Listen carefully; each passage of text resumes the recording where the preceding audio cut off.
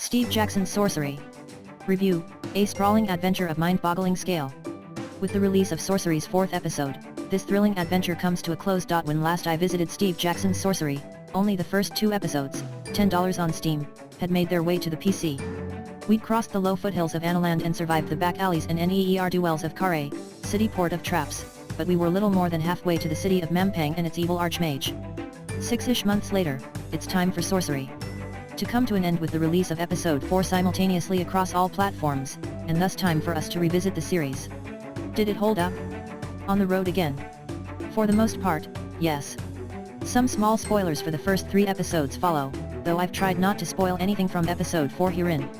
It's odd to think that 2016's most epic in the traditional sense of the word game might end up being conveyed completely through text, and yet here we are. Sorcery is a sprawling adventure, a choose-your-own adventure of almost mind-boggling scale, spread out across 4 installments roughly matching the original 4 adventure gamebooks from the 1980s.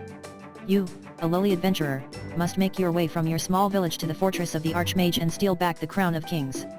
Sorcery is part text adventure, part RPG, played out on hand-drawn 2D, and sometimes 2.5D, maps. Your journey is a series of nodes, wherein each node represents an event, be it a random encounter with some hostile centaurs, a chance meeting with a flirtatious goblin, or a plague-stricken village. It amounts to hundreds or maybe even thousands of choices, from the mundane, should I go into this abandoned hut, to the perilous, do I try to hit this manticore with my sword or throw a fireball at it, adding up to a unique journey each time. Or semi-unique, at least. And it only gets more convoluted with each episode, as developer Inkle, of 80 Days fame, throws various twists at you. Where episode 1 is a fairly straightforward and mostly linear adventure, episode 2 widens and throws more paths at you and penalties for not adequately exploring.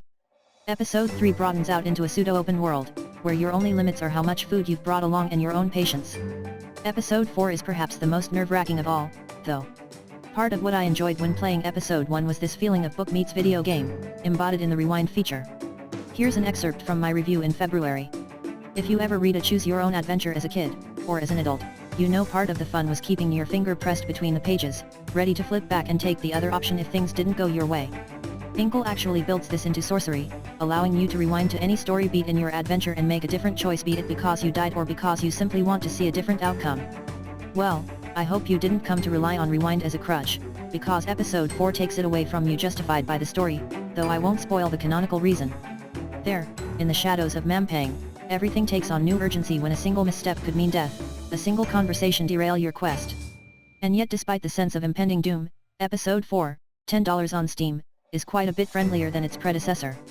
I admit I wasn't a huge fan of episode 3, $10 on Steam, which we never covered in a standalone review, but I played in the run-up to 4. It has an amazing concept, with the past world layered atop the present, and the player left to unravel what happened in between the 2 eras. But as I mentioned, the 3rd episode played out in a pseudo-open world format.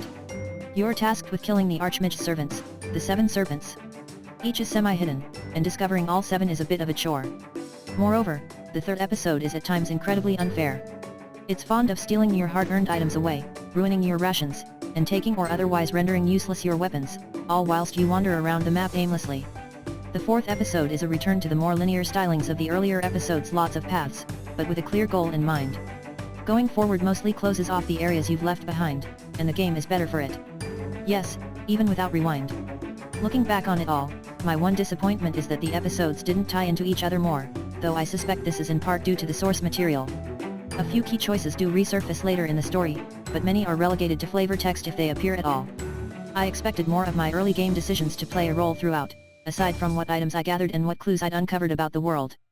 But alas, I assume the original books wanted to allow anyone to play any part of the journey without being put at a disadvantage, and so it's rare for Sorcery to call back to an earlier inflection point. Sorcery's combat is also its weakest component. I feel pretty confident saying that after 4 episodes and however many hours I've spent on my journey, I'd estimate around 12, though it's hard to tell because I've played some episodes multiple times.